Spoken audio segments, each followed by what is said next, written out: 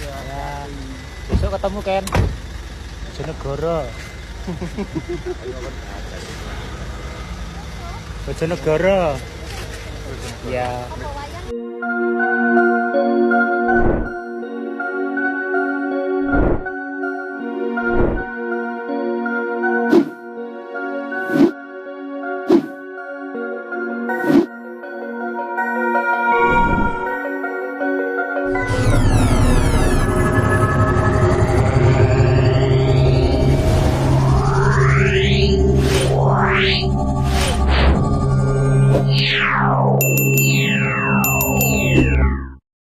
Gatut kaca rabi nak. Oh ngono.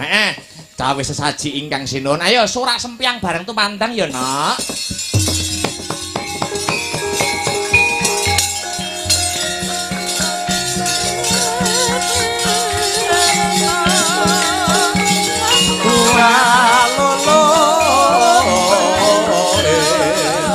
Rame-rame waktu pasar rebut ngarep samar yang kalah bisa aku bukan lepas-lepas tabrakan kocok-kocok selang merobat kulit gawe sengayu kesamean ngomong nanti uri mandi.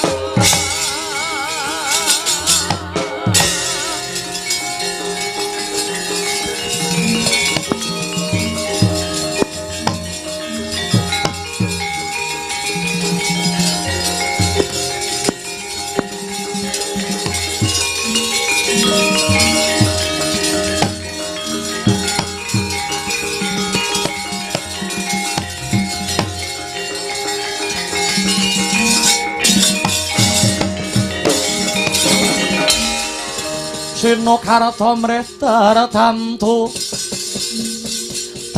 ning utama titi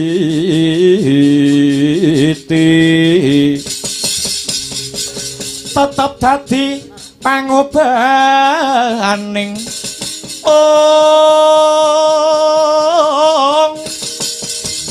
wadya tentreming ati tamtu kena tinuledha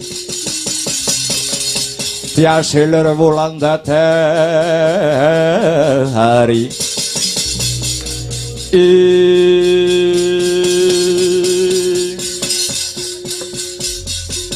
menawi mboten sisip ing pamawas punika Bapa Durna ingkang sarimbit kaliyan Paman Patih Harya Sengguni ingkang kepareng rawuh wonten ing kasatriyan Madukara. Iya Janaka iya. Pun Bapa prapta ing Madukara iki mung bakal nyocokake kabar kang sumebar pawarta ingkang wis warata. Apa pancen bener kapara nyata dina sak mengko jeneng sira Angger Janaka arep besanan karo kakangmu Jodipati? Apa bener sira Arjuna arep besanan karo kakangmu Werkodara, Ngger? Kanjeng Bapa Durna lakar kasinggihan dawuh jengandika Bapa. Anak kula pun pergiwa sampun kencan rembak kalian kulup Gatotkaca. Namung kantun nenggo kepiyak ing damel. Setitik wanci malih anak kula pun pergiwa badhe kajatukrama kalian nuwun inggih putranipun Kakang Jodipati, nuwun inggih pun kulup Gatotkaca. Alah dalah. Kusi. Jane jeneng sira Arjuna iki sing nganggep pun bapa iki gurumu apa ora? Saurana. Bapa Durna iki sing ndok anggep gurumu apa ora? Janaka.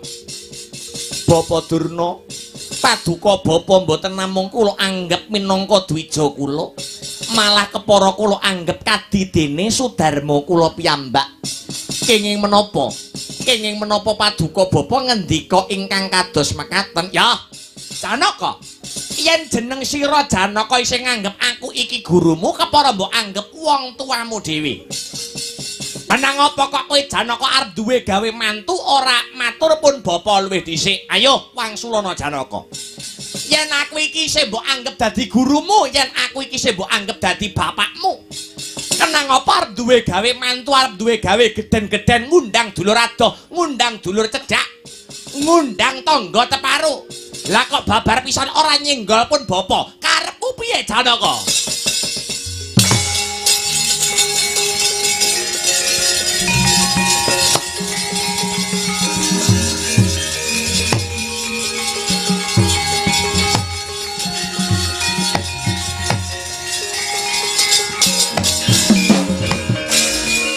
Ayo mangsulana Arjuna. Waduh bapa. Jalaran saking katahing jejibahan ingkang sinanggul pundak ngantos kula lepya asung pamarta lan matur dumateng jengandika Bapa Durna. Sok-sokne aja dibaleni ya Janaka. Merga ngrabekke anak kuwi ora waton grusa-grusu, ngrabekke anak ki ora mung kanggo sedina kang sarta rong dina, nanging sepisan dienggo selamase. Tur cara wong tuwa-tuwa biyen arep ngrabekke anak kuwi ana pitung-pitung sing gumathok Arjuna. Nuwun inggih. Nyuwun pangapunten Bapa Durna. Kowe sik. Pun Bapa arep takon luwih dhisik kelawan jeneng sira Janaka. Babakan punapa Bapa Durna? Anakmu si Pregiwa sing bakal kok dhawuhake karo si Gatotkaca kuwi wis mbok itung karo itungan Jawa sing diarani itungan Pancasuda apa durung? Tak baleni. Anggonmu bakal duwe gawe ngrabekke anakmu si Pregiwa kelawan si Gatotkaca iki wis mbok itung nganggo itungan Pancasuda apa durung Arjuna? Nuwun inggih dereng. Kepara kula nembe mireng menika mbok menawi ndhawuhaken putra kedang ngagem itungan ingkang sinebat Pancasuda kala wau. Wong Jawa kudu njawani Arjuna. Wong Jawa aja lali jawane, ora kena ampi awur-awur tundhone iki mengko bakal gelo tiba mburi. Inggih. Lajeng ingkang dipun wastani itungan Pancasuda menika jlentrehipun kados pundi Bapak Arjuna? Panca kuwi tegese 5, Suda kuwi wis ngarani. Inggih. Lajeng kersanipun ngene. Pancasuda kuwi jlentrehe dina kelairane mantan lanang karo dina kelairane mantan wedok dijumplah. Nek wis dijumplah terus disuda 555 kari turah pira kuwi jenenge itungan Pancasuda. Inggih. Lah lajeng yen dina kelairane mantan lanang karo mantan wedok wis kelakon dijumplah ndur disuda 55 kok entek kuwi tegese kobong utawa sampyuh durung nganti tutuk anggone bebrayan mantene mati kabeh kuwi yen disuda 55 ora nyisa. Tah yen disuda 55 kok turah siji kuwi jenenge pegat mati kuwi yo elek kuwi ora becik sak rampunge dedaupan mantene bakal mati salah sawiji. Tah sing paling becik yen disuda 55 turahe loro kuwi tegese jodoh. Yen disuda 5-5 turai 3 kuwi ya apik, kuwi ya becik, sak tiba malange bakal kepenak sing dadi uripe. Arep dodol bakal makmur, arep nandur bakal subur, usaha yo bakal sempulur Janaka. Lah, yen disuda 5-5 kok tura 4 kuwi jenenge pegat urip. Lupute manten kena godha njur pegatan, ya pegat sing dadi rejekine. Sak tiba tangine nyambut gawe ora ana asile kena diarani pedaringane bocor. Inggih. Mudhang ngerti paham? Inggih Bapak inggih ngestaken dawuh. Lah, saiki anakmu si Pregiwa arep ndok jodoke kawan si Gatotkaca. Wis kok itung nganggo itungan Pancasuda apa durung Janaka? Dereng Bapak. Ah, saiki jajal diitung bareng-bareng. Si Pregiwa, anakmu wedok kuwi dina kelairane apa Janaka? Anak kula Pregiwa lairipun nggih Budha Kresna. Budha Kresna kuwi tegese Rebo Wage. Lakar kasinggihan Bapak. Rebo kuwi 7, Wage kuwi 4, dijumlah karo 7 kuwi 11. Inggih. Saiki si Gatotkaca. Gatotkaca dina kelairane apa Janaka? Gatotkaca menika dinten kelairanipun Tumpak Seta. Tumpak Seta ki tegese Setu Legi. Lakar kaluhuran kados mekaten. Setu ki 9, Legi ki 5, 9 tambah 5 14. Saiki dijumlah 14 ditambah 11. Dadine selawe. Selawe yen disuda 5. Wekasane entek kobong sampyo bakale omah-omahe anakmu si Pregiwa lan si Gatotkaca Janaka. Jagat Dewa Bathara kasisaning Bathara jagat.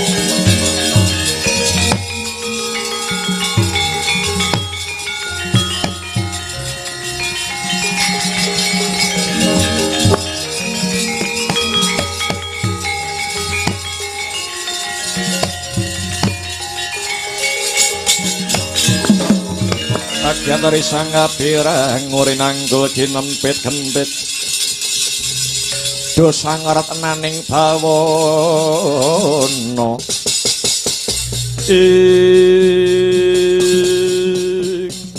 waduh Bapak sanget mboten nginten menawi badhe kados mekaten kahananipun putra kula kekalih. Mula ta mula yen anak apa-apa ki wong tuwa melu disenggol, wong tuwa melu dijawil Janaka. Aku ora pamrih apa-apa nanging yen ana apa-apane kaya ngene iki sapa sing arep tanggung jawab? Nuwun inggih. Sareng kula raos-raos Duh Bapa Panemban. Ageng katresnan kula dumateng anak kula pun Pregiwa. Kula mboten saged mbayangaken menawi bibar apalakrama anak kula pun Pregiwa dalah Gatotkaca gilang-gilang ingkang dados kuwandhanipun.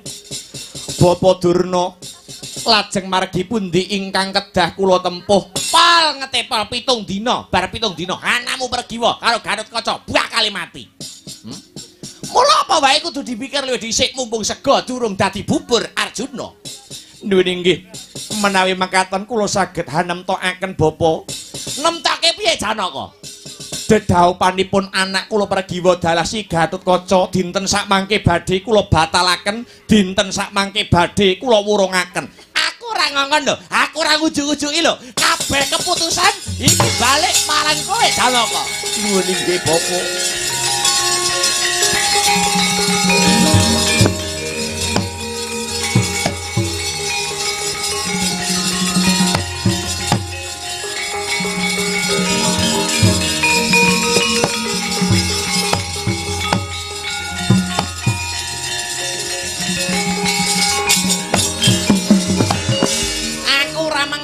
Arjuna, aku mau mengkondo ngilmu Jawa sing jenenge Pancasuda nanging kabeh keputusan kuwi balik marang jeneng sira Arjuna.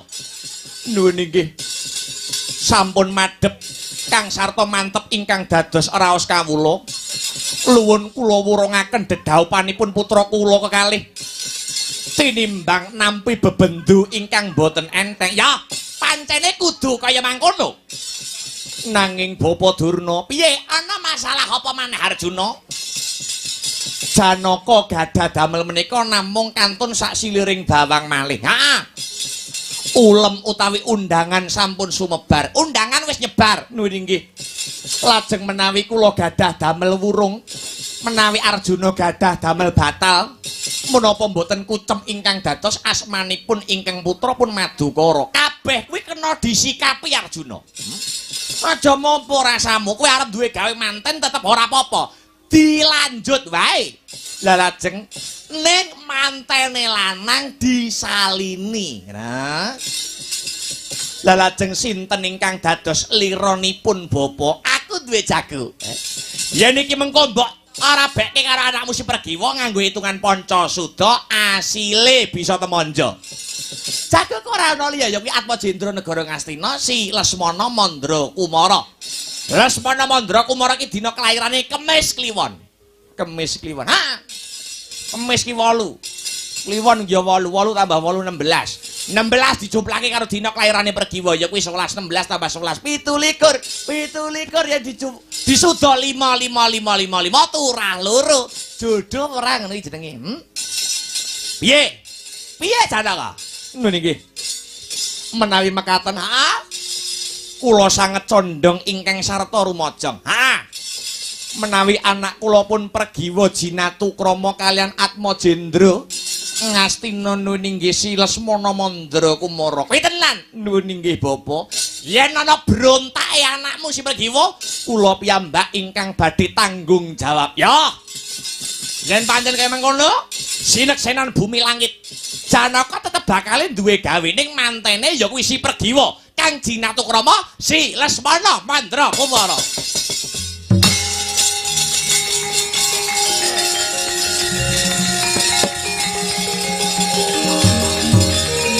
Abimanyu rene bocah bagus.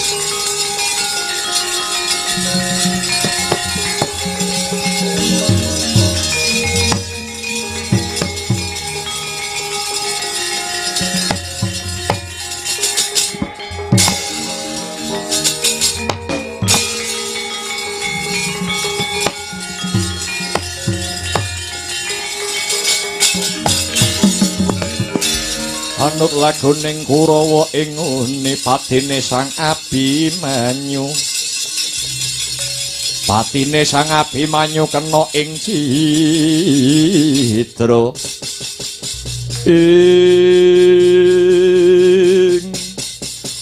Duh Kanjeng Rama, manter timbalanipun Kanjeng Rama amiji ingkang putra plangka mati kula pun Abimanyu.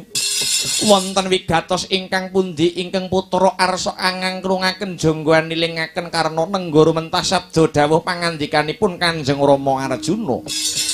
Abimanyu, kula wonten dawuh, kowe kuwi apane Janaka? Kula menika putra Paduka, kula menika Atmaja Paduka. Kewajibane anak marang wong tuwa. Anak wajib mbangun miturut menapa ingkang dados perintahipun tiyang sepah. Nek aku kandha ngulon, Abimanyu inggih badhe ngilen. Nek aku kandha ngetan, Abimanyu inggih badhe ngetan. Saiki ana kewajiban kang kudu ndok lakoni. Dina iki Abimanyu lumarapok ana kasatriyan Jodipati. Matura kelawan uwakmu Kakang Werkudara. Kalamunta jatuh kramane Gatotkaca kelawan si Pergiwa, dina iki batal, dina iki wurung.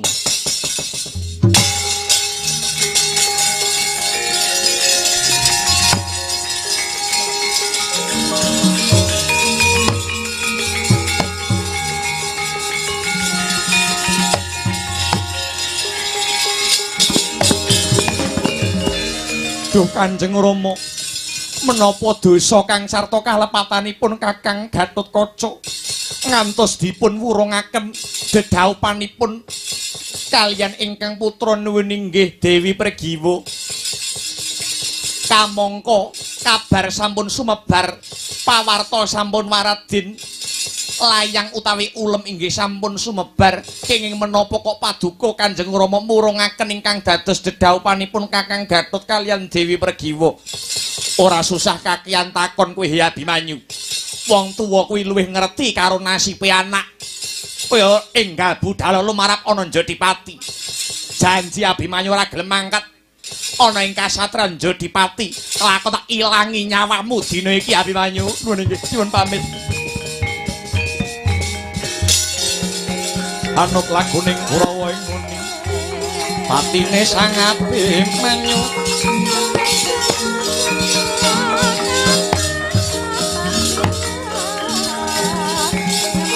Patine Sang Abimanyu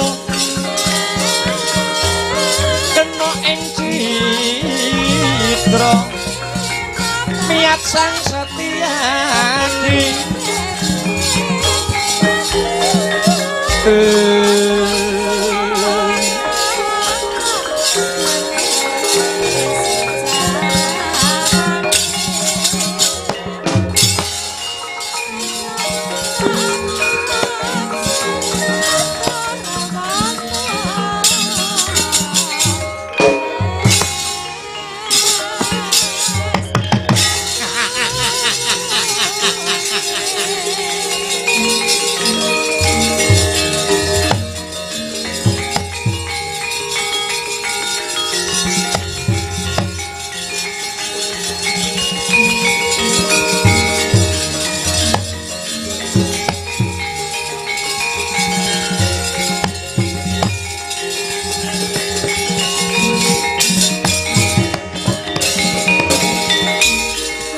Pandit Lakarya mangsit pindha kumbang ajabing tawang susung angin ngendi nggone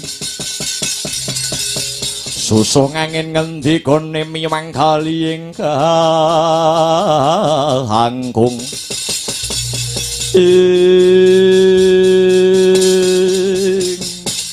sing baku rembug wis ketemu. Pun Bapak bakal bali ana negara Ngastina luwih dhisik paring pekabaran marang anak Anggara Duryudana babakan tata-tata dedaupane si Lesmana Mandrakumara lan putrimu Genduk Pergiwa. Nuwun inggih Bapa mangestokaken dawuh. Dik Patih, ya Kakang mak ning Gondel Suka 5 piye? Wedange ndang dintekke ya, Dik. Iya, ayo nggak bali ning negara Ngastina. Iya Kakang Resi. Aku njaluk pamit ya Jana. Kamu gantuk pengasih saka Gusti ingkang Maha Asih. Muga-muga bisa kasembatan. Muga-muga bisa kasembatan. Anggone si Lesmana Mandrakumara bisa dedaupan karo anakmu kembang Madukara si Pregiwa. Umreh kang bala lumares nuning nggih Bapa budhaling prawadya kuswa warna-warna busanane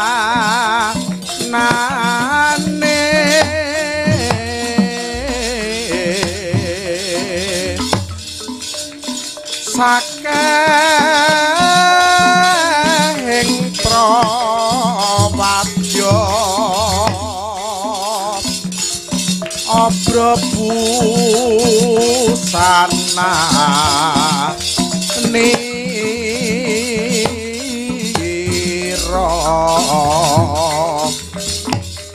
swarane rame gumuruh pindho ombak ing samudra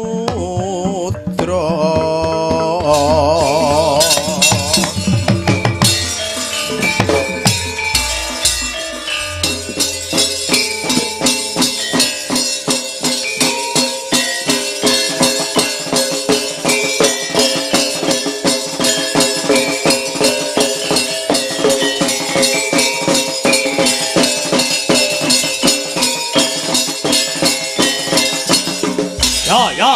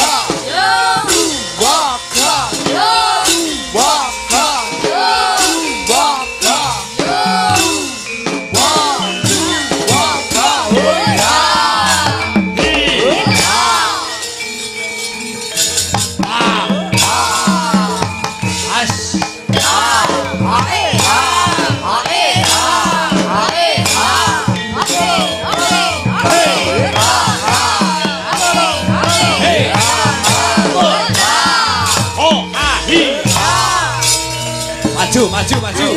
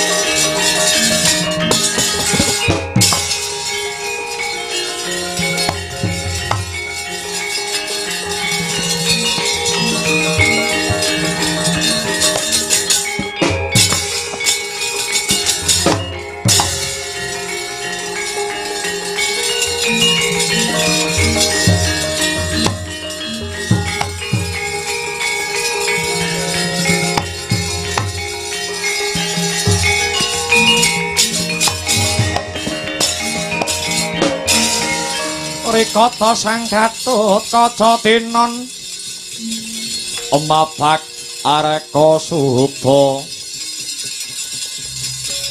Takabira Kresna Ong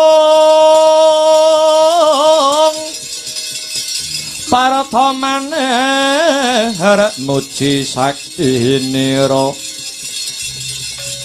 Paratamane arep muji saktinira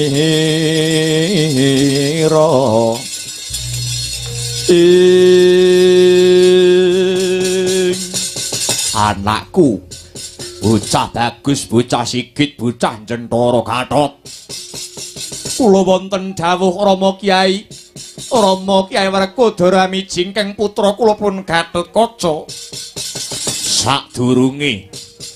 sadurunge kowe netepi gapuraning bebrayan kowe bakal tak sangoni kawruh sumurupa Gatot wong lanang kok wani rabi mono kudu gondeli patang perkara catur perkawis kala wau punapa kemawon duh Rama Kyai angka 1 Wisma angka 2 Curiga angka 3 Turangga kang pungkasan ya kuwi Kukila kula nyuwun dawuh mungguh jlentrehipun kados pundi duh Rama Kyai Wisma kuwi omah kuwi sipate ngiyupi lan ngayomi sing manggon ana kono yen udan ora kudanan yen panas ora kepanasen maknane wong lanang kudu duweni sifat wisma kudu paring pengayoman marang keluarga utamane marang bojo lan anak banjur kapindhone curiga kuwi keris kuwi wujute gegaman utawa piandel tegese wong lanang kudu duwe piandel ya kuwi nyonto tuladane keris utawa piandel nyukupi kebutuhane keluarga ya kuwi bojo kelawan anak Banjur angka 3 kuwi wujute turangga. Turangga kuwi tegese jaran-jaran kae playune banter. Maknane wong lanang kudu banter pamikire, landhep panggraitane. Wekasane wong lanang mau bisa ngrampungake perkara kalamunta sajroning bebrayan mau lagi ana perkara. Ewadene sing pungkasan, wong lanang salaki rabi kudu duweni watak kukila utawa manuk. Manuk kae swarane apik bisa gawe sengsem sapa wae kang ngrungokake. Tegese wong lanang sajroning omah-omah, tembung sak tembung kudu dijaga. Aja nganti gawe catu atine wong wadon. Jalaran wong wadon kuwi atine alus kesenggol swara banter sithik atine wis keronta-ronta. Nuwun inggih Rama Kyai, sedaya dawuh pangandika paduka badhe kula estokaken. Yen wis pancen madhep mantep sing dadi rasamu, aku dadi wong tuwa mung bisa njurung pandonga lan mangestoni. Muga-muga anggonmu bebrayan besok kalisa sanga rubeda lan pangrencana apa wae le. Atut kaca.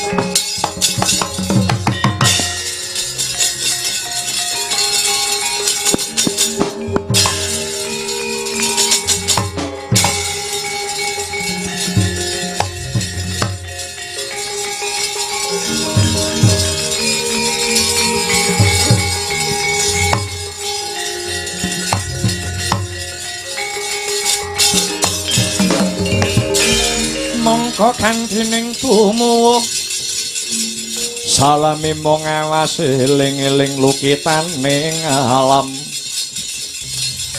Eling lukitaning alam kadiwedyaning dumadi.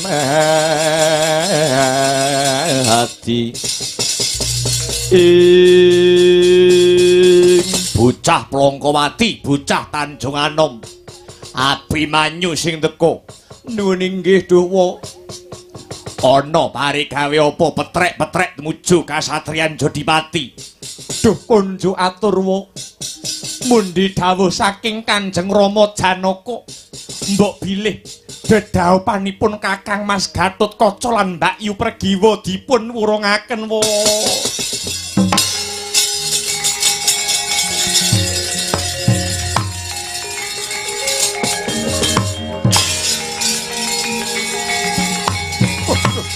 Rama Kyai.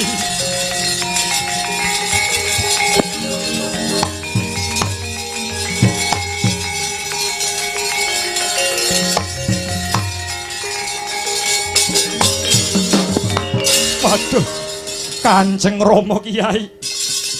Lelakon punapa ingkang kula sandhang? Kok ngantos kula gagar wigar anggen kula badhe dedaupan kalian Yayi Pregiwa. Kuwi aja sambat karo aku. Aku ora mudeng apa sing dadi karepe Janaka. Ning nyatane kedadeane kudu kaya mangkene.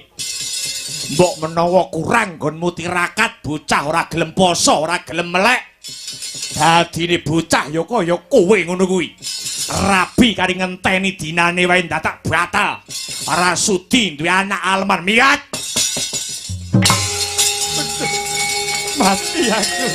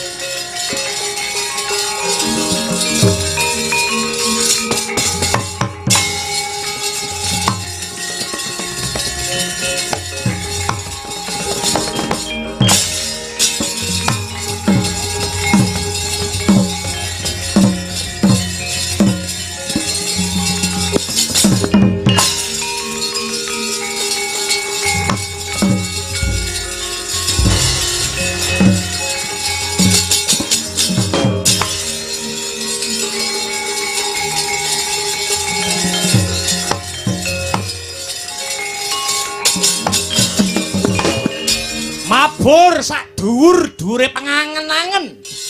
Yan Gatotkaca tansah ketok-ketokan gegambaraning endang Pregiwa.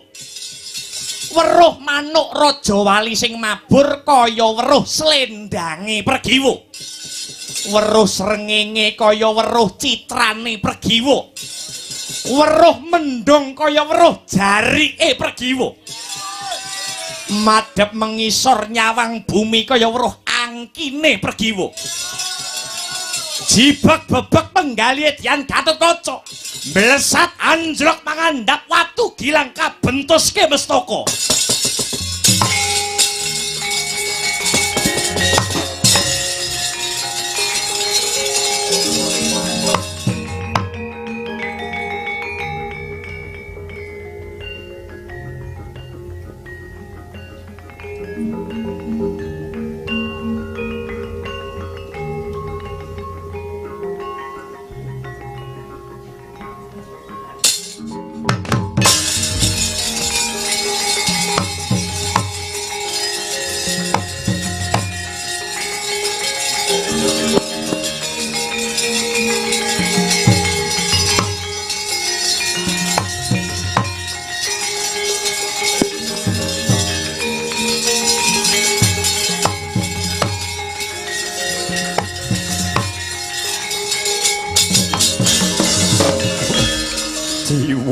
Dewa, sirahku tak bentuske watu.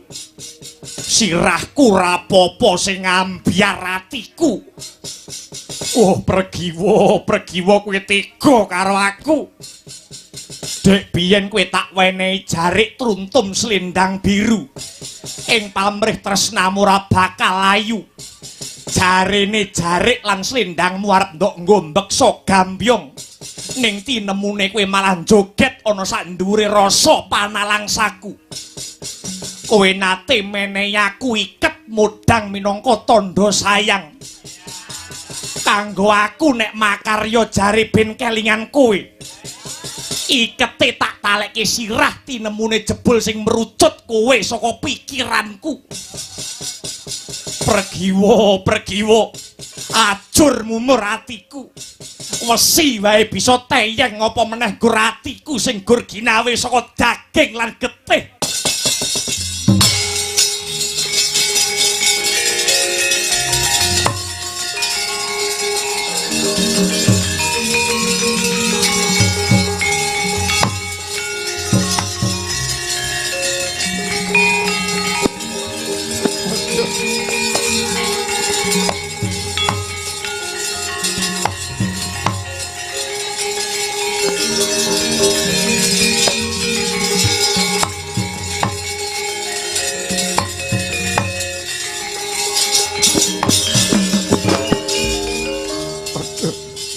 Wa Prabu, kapejah ana kemawon kula Wa Prabu.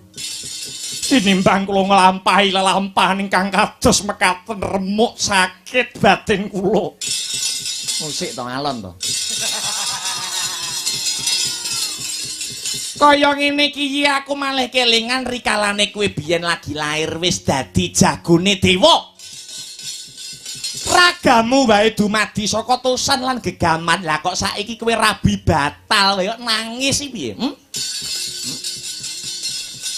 Wong lanang kuwi luwih jembar tebane, wong wedok wenang nolak, wong lanang wenang milih.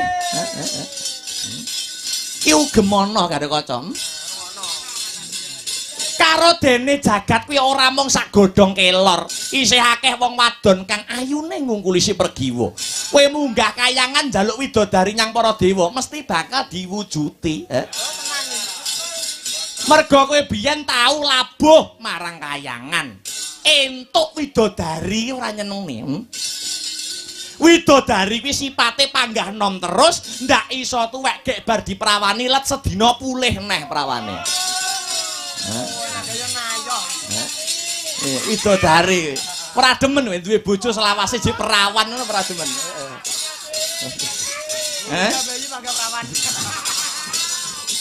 Hah? Waduh. Nanging batin kula mboten kenging dipun selaki namung Yayi Pregiwa ingkang saged mlebet wonten manah kula ngene ya to tak kandhani.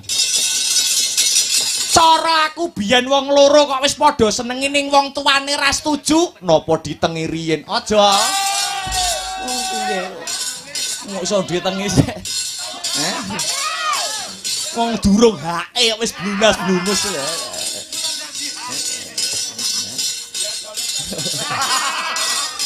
Nek cara nom-nomanku biyen, bapake utawa ibuke ra setuju colong gawa lunga.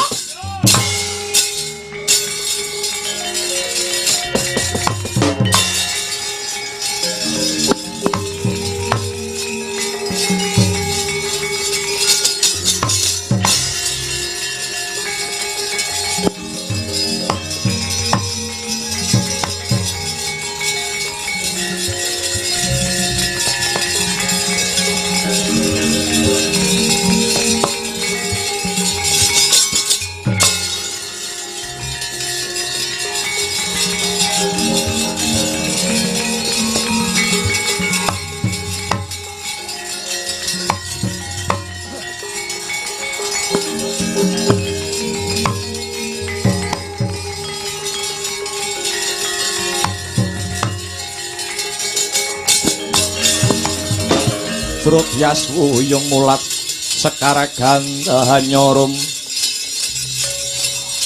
mulat sekar gandha nyorum angre rujitna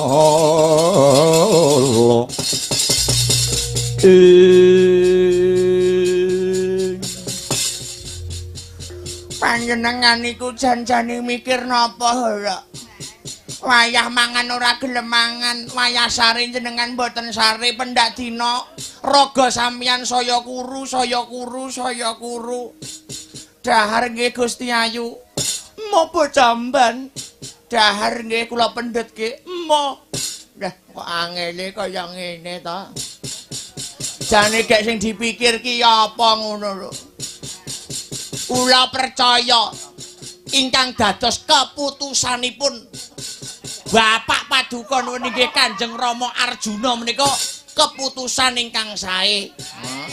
Keputusan ingkang becik. Anggenipun badhe ndhaupaken nyan.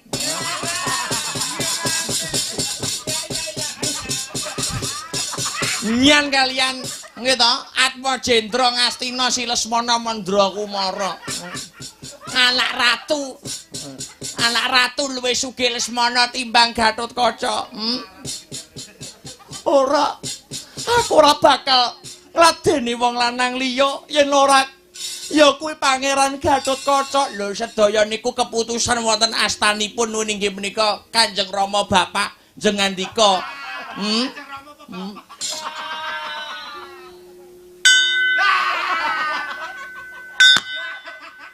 Ana tamu biyung mbak nggih. Wah sapa ya ini kok ya.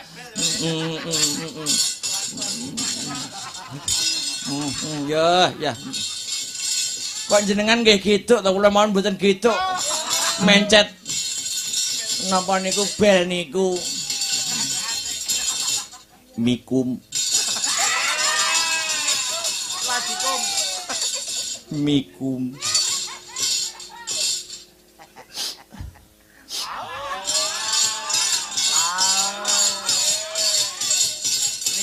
Kok jermayah-mayah wae to. Enggak boleh lho.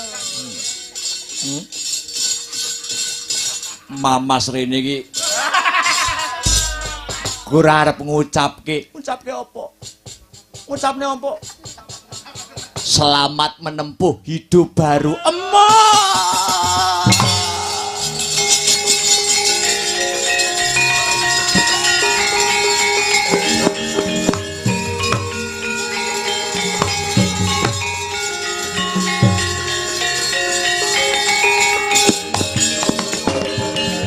Yo ngemban dalem iki duit 50 tukokno rokok ning Tulungagung.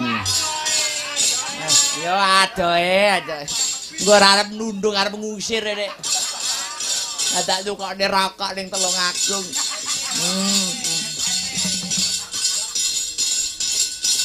Ngopo? Aku emoh nyapa wis dijodhokne karo wong tuamu. Kono karo kowe ketok ya wis tanggung jawab segala-galanya ngono kok. Aku ki wong apa to Pergiwa, aku ki mung ibarate mung remetan rempeyek. Luwung tak entengke patiku. Luwung tak entengke patiku nek lakone kudu kaya mangkono. Ayo kawin lari. Karo mlumah ya angel. Karo lari. Ndah niyo kecer kaya nggone Seli.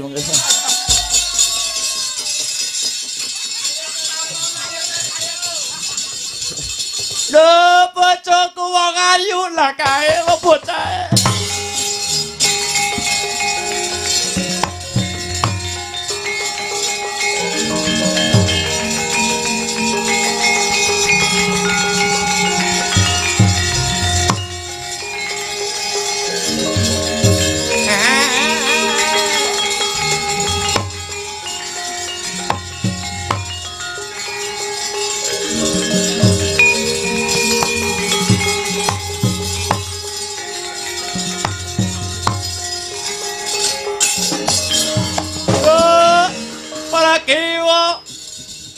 Pun kakang sing tekan nduk, kowe kok malah rangkulan ro Gatotkaca. Iki piye jane maksudmu? Ayo Tut, minggat tekan kene, aja ngrusui calon bojoku. Lakon rabi karo Pregiwa. Kowe kok melok-melok. Kowe kok melok-melok. Masamu kowe iso rabi karo Pregiwa yen wis bisa nglangkai bangkine Gatotkaca. Oh gejak geger kowe.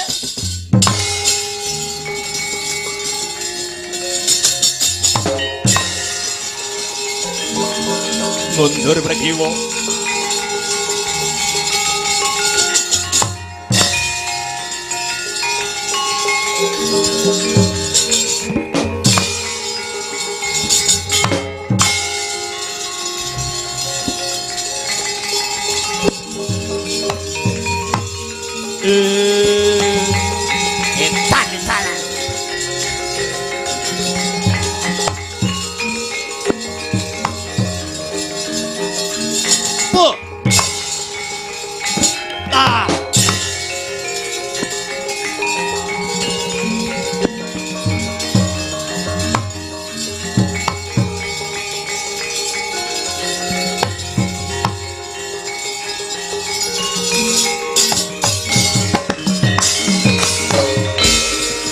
Dumawur mangawur-awur wurahan pangarane ngajurit gong maguru kongso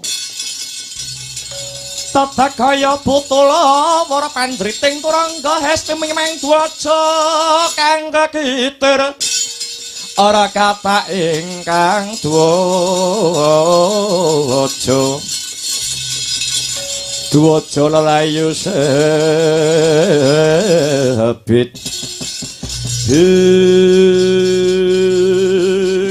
Gatotkaca karta marmana parenityan diangkar karo wong gerang. Bocah ora ngidep isin kowe. Bocah ora ngidep isin.